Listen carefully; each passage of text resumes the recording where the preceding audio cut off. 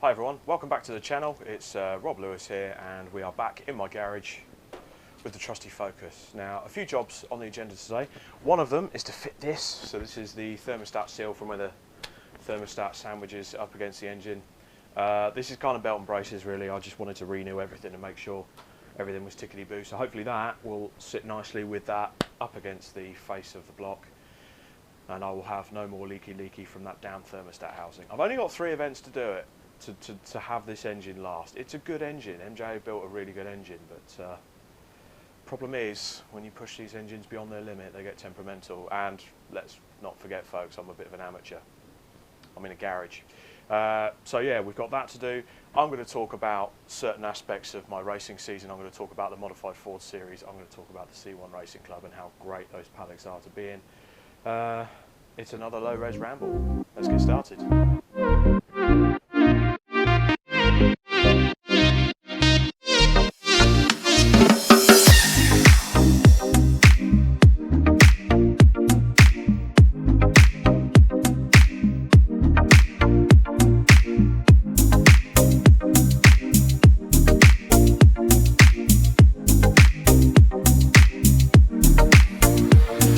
Right, first job, thermostat, 10mm spanner, 3 bolts off the side of the engine block, which, bloody hell, I made sure that was on tight.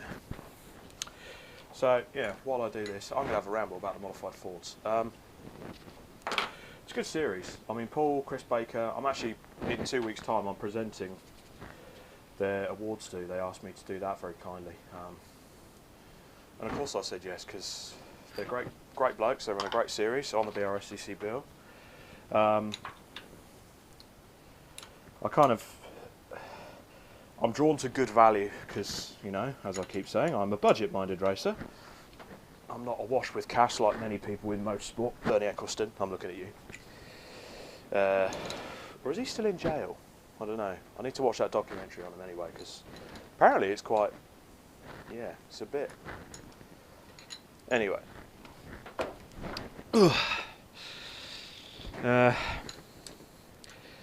Yeah, so I'm very budget minded, and the way they do the entry fees, can't do open-ended on that. Got the proper tool now. Right, where was I? So yeah, modified Ford series. I'm crazy about the budget, so I like the way they do the scattered entry fee system. So essentially, it's a Excel document that's got all the racers' names that intend to go and race there. And if you want to reserve your spot, you pay £100, and that goes towards your entry fee. That's not extra on top of your entry fee; that goes towards it. And the way it works. You put your £100, so you save your spot, and then that gives Paul a good idea of how many people intend to go. So 2 weeks away is the cut-off, and he cuts it there, and let's say it's a staggered system.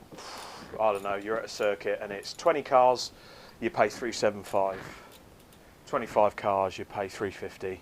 30 cars, you pay $300, etc., etc. So the more cars you get, the committed, the more it goes down. Wonderful system.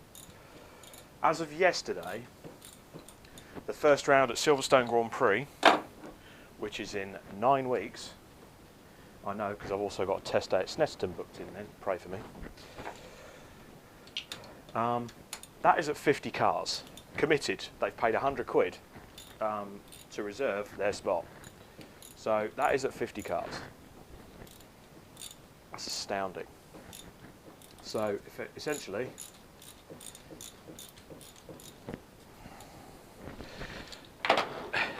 we're going to have a massive grid potentially at Silverstone Grand Prix, but it provides great value because I know Silverstone Grand Prix is an expensive round. It's 2 20-minute races. So, in theory, I can be safe in the knowledge that if, say, final entry fee comes out at $375, well, I've only got to pay the difference, so it's $275 really, because I've already paid £100. And it goes like that. And I like the way that that kind of spreads my cost out as a clubman. That's really important for me. I very much value that. And I just, you know, it's a very clever way to do things. I think bravo. Why the hell not? As for the Silverstone races, I am looking forward to them, but I also am a realist. I am going to be a sitting duck, because there are other guys in the field that have businesses and they can use their businesses and utilise their businesses to build 300 horsepower engines and bugger off into the distance. It's just how it goes. But you kind of sit there on the grid looking around at, you know, at somewhere like Brands, you can kind of make it up with a good handling package. Somewhere like Silverstone Grand Prix, with every corner leading to a massive straight, all the power boys are going to be up at the front and away in the distance. We know that. So yeah, I've only got about 205 ponies.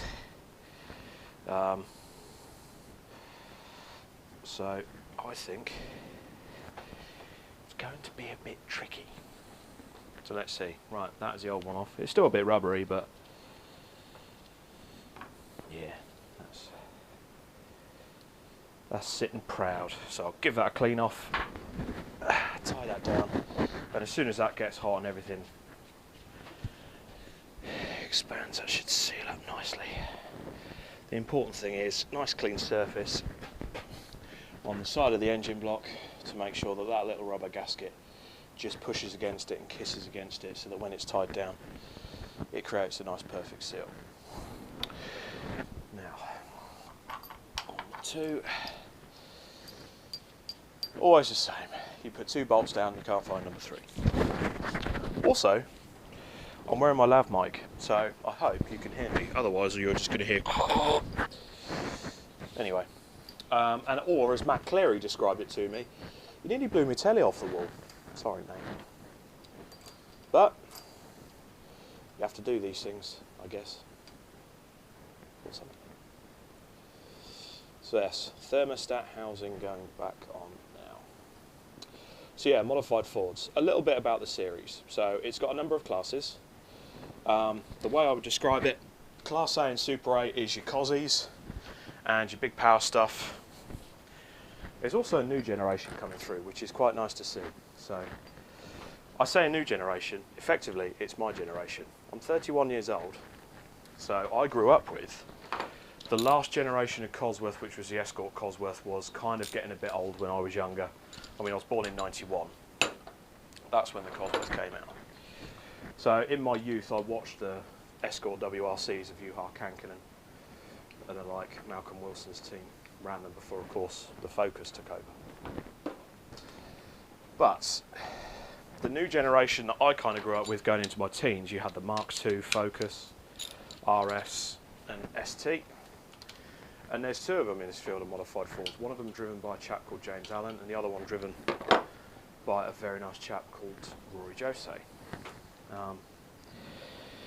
And there, to me, that is the new generation of fast forward. I mean, James Allen's running about 470 brake, sequential box. I mean, he does time attack, so the man knows how to pedal.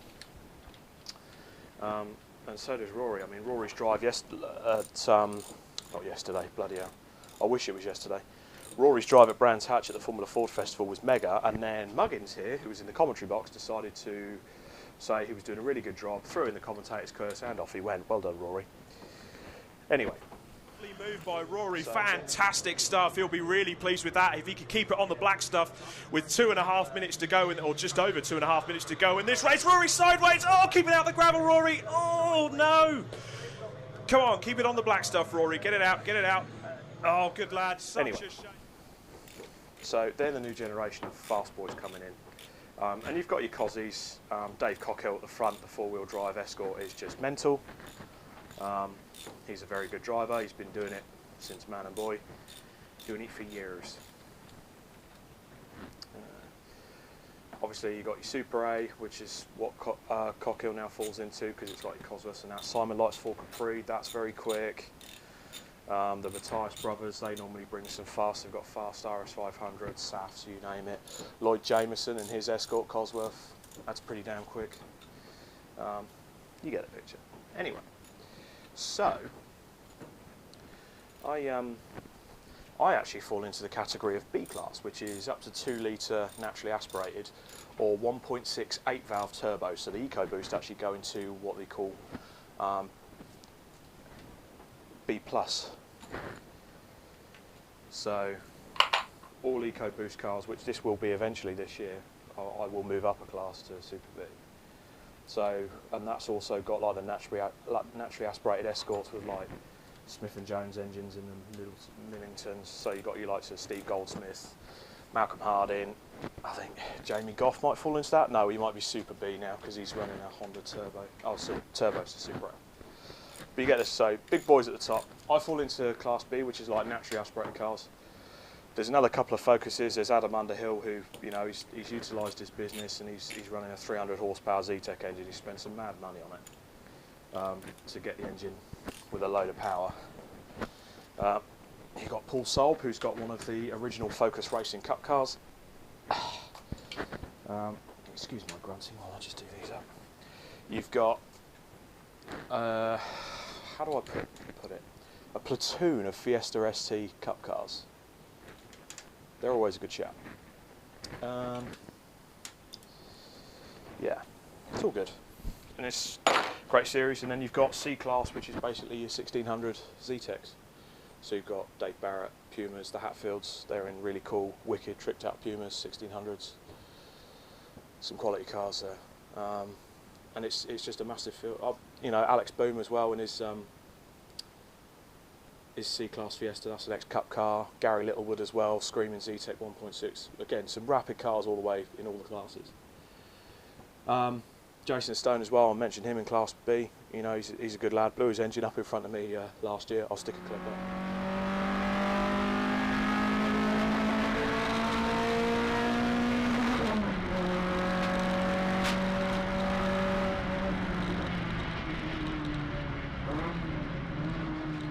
Yeah, so a quality pucker grid of quality pucker cars. And when you get all these cars together, it's amazing when you're at a race meeting, you just see when the modified Fords go out, you see all the people gravitate to the fences to watch because they know they're about to watch something quite spectacular. And they will do.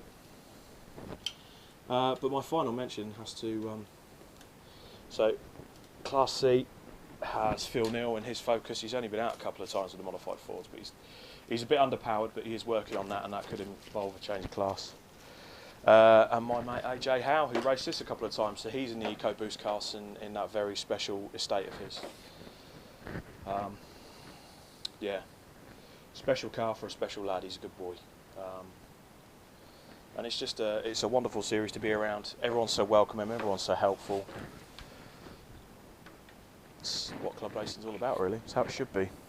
I get there's a competitive edge as well, and don't get me wrong, I can be as competitive as most of them, but it's nice to turn up on the grid and just not. The one thing that really bores me about club racing is politics. Modified Fords has none of that, and neither does the C1 Racing Series, and I'm very proud to put my hat to both of those series because it's just they're both fantastic. Which leads me on to my second ramble. I want to talk about the C1 Racing Club.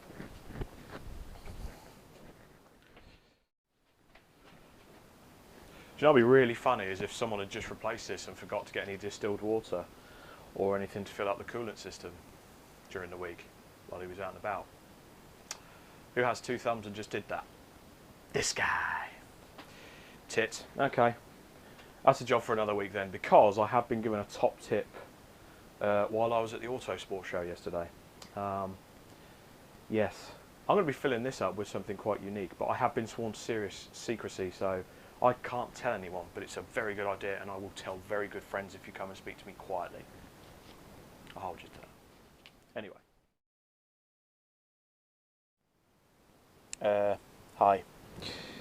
You join me at the bottom. I'm just having a look at this, so I'll put a couple of pictures up now, but you would have seen the front end of this, particularly this bumper, these edge bits, because this bumper was actually designed for the RS, which is a bit wider.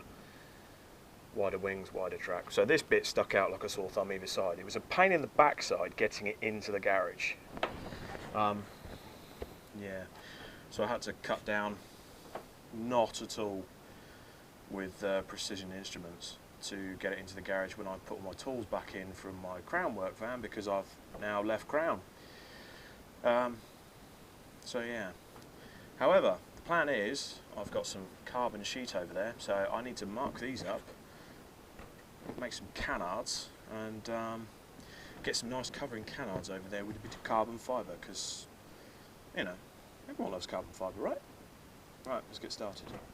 Now, this is very Billy Basic, but what I have got is a bit of old wood, which I'm going to place there, and all I'm going to do is trace the inside so I get what hole I've cut out to basically give me a rough indication of what I need to cover. And then I can line it up with my carbon sheet and just create some oversized canards, or whatever the bloody hell you call them, end plates over the top of it. Just see, but no one take the mick now, but I'm left-handed, so it is a bit more difficult for us lefties. Yeah. So I've got roughly that, so I can sketch that out.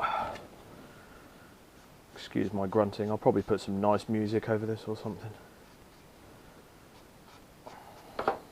So that gives me a rough area that I need to cover. So I can get the carbon out. Right, first things first, I've got to clear my bench off, because it's a mess. I've had to pile everything in here because I took all my tools out of the crown van. So the bonnet is back on the car. We've done the thermostat seal, so that's the main job done. We've got our stencil, so just give me a bit of time while I clear the bench off, grab a cup of coffee, and then I'm going to tell you about the C1 Racing Club and how good that series is. Right, back on the bench. So down here we've got some carbon fibre, or carbon fibre. See if I can position you any better. Oh, it's not gone well at all, is it?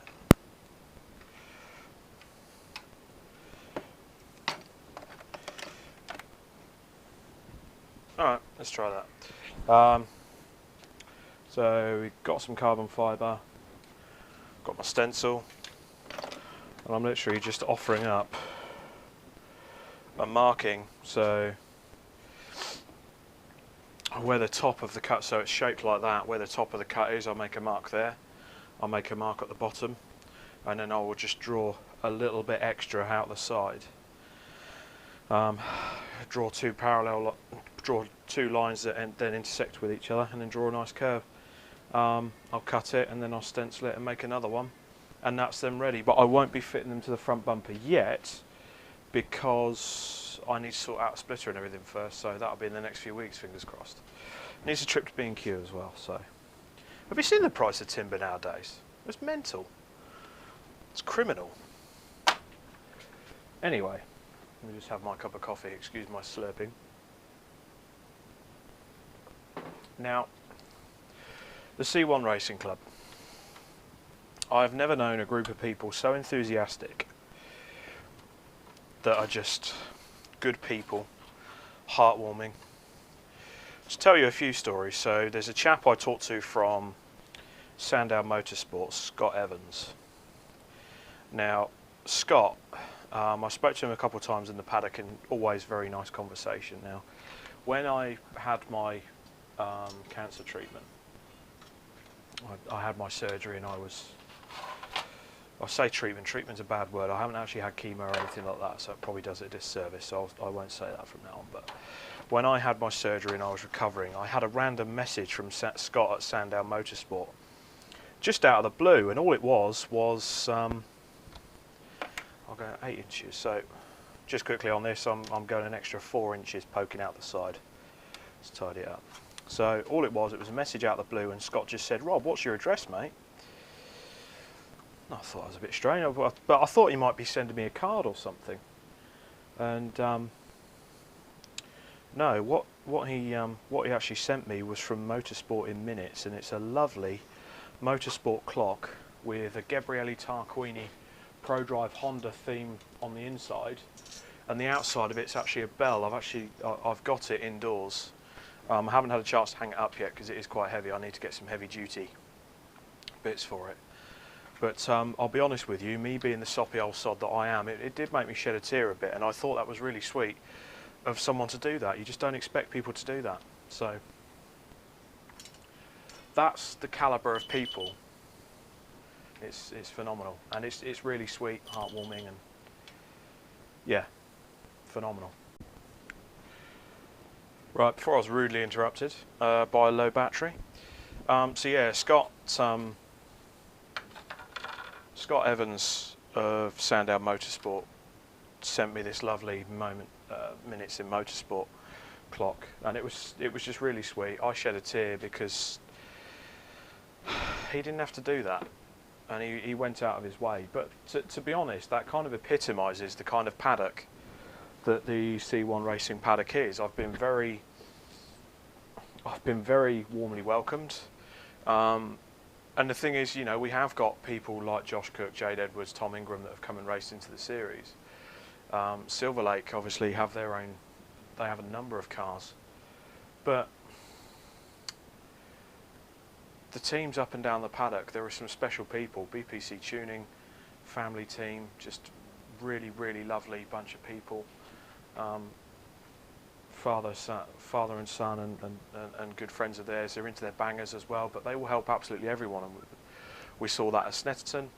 Scudero Polo Rosso, one of my favourites. Great little team of guys there, and they're all really, really welcoming. And it was sad actually at Snet to see one of them had a bit of a shunt, and you know, Freddie was trying to repair the car, and the marshal was trying to get him to the medical centre, and in the end a few of us had to sort of intervene, put an arm around him and go, come on man, you need to get yourself checked out. And you could see he was visibly upset, but that's just kind of the passion of the team, because they got a podium at Anglesey, first time podium, and they're mega excited, and they were really, you know, that was their moment, and it was great to be there to be a part of that moment. And then, you know, I talk about BPC, so they run the Team Trojan cars, and they've been on it all year. Emax Motorsport, Glenn Finn, he runs some mega drivers, father and son, the Littles. You know, I think it was 4 on the bounce at the end of last year they won. Really, really super smooth driving when you look back at the onboards from them. And yeah, it's just up and down the paddock. Quattro Formaggio, JW Birds, they run a couple of mega tidy cars for Nick Beaumont. Phil House, they do it for a bit of fun, because obviously he's used to doing the TCR stuff. But through those guys, I met the lovely lady Claire Murdoch. So, you know, she started helping out the BPC guys, and it's great to see how that's sort of working out. BPC have actually got a scholarship this year, so if you get a chance, head to BPC Tuning and check out their C1 Racing Club scholarship. That'll be certainly something to go for. Scudero Polo Rosso I've already mentioned, Quattro Formaggio, Alistair May, Chris Parks, always a smile and a warm welcome when I go and see them, real hard racers. A lot of wonderful teams up and down that C1 paddock. And it's great, whenever I go in there with a microphone, I'm always greeted with a smile, and you can just see the passion, and everyone's really welcoming, and it's always the same. Rob, if you need anything, here's some water. If you need, you know, if you want a cup of tea, just shout and I'll make it for you while I'm busy running up and down the pit lane. And it kind of epitomises a series, and I believe it's why it's one of the most popular series to be a part of, because of the paddock atmosphere and the way everyone helps and works with each other. And that kind of goes without saying. So I have mentioned Robin and Tom in a previous video and how good they were to me this year. And, you know, I'll say that again because they've just been absolutely phenomenal. Robin is very passionate about what he does, and he's been involved in motorsport for a long time. His dad as well, you know, they used to race stuff like production BMW. I think Robin's even raced on the Nürburgring in an E36. So he's, you know, he's been there, raced in it, he's won in it. You know, he has, well, still has his Raw Motorsport business, which I think effectively that is the C1 Racing Club now. It kind of runs it. And Robin is just really professional, polite guy, always willing, you know, even if there's any little things that he just needs me to tidy up, no problem. And I'll do that for Robin, because the way he goes about things, it's just, you want to run through brick walls for him. He's that kind of person. And Tom Brown as well, his right-hand man, he's just been mega supportive.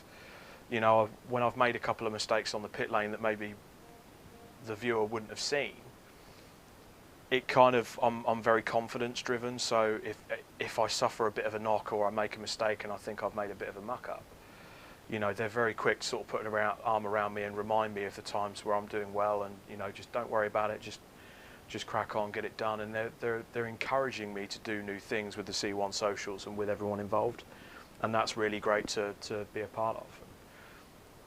Like, that's, as well as racing my car this year, I'm just as excited about grabbing a microphone and going to the C1 paddock because of the kind of place and the kind of atmosphere it is. It's a really good warm feeling, it certainly is. And some great races on the bill. And one of my personal goals this year is to make sure that I try and get to know every single team that enters this series, because it's, you know, it's their right. We have the, like I said, we have the superstars that come in and they enter and they get stuck in as well because they're passionate about it. But, you know, everyone pays the same entry fee. So, you know, it's about getting to know the pit, every single person up and down the pit lane, and making them feel welcome, because I'll say it again, it's one of the best paddocks to certainly be around. And that's the C1 Racing Club in a nutshell. Yeah, can't wait. Anyway, let's get finishing off with these canards, shall we?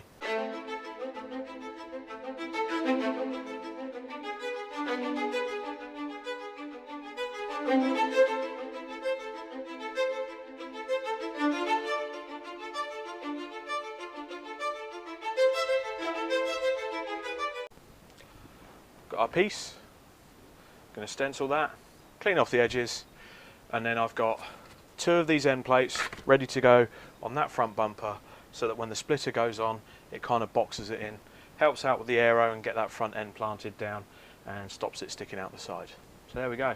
I'll get these cut and finished off. But that's all we've got time for in this week's Low Res Ramble on Rob Lewis Racing's YouTube channel. Also catch this on the Icon Road, Track and Race YouTube when we get that channel up and running. For now, we'll see you next week.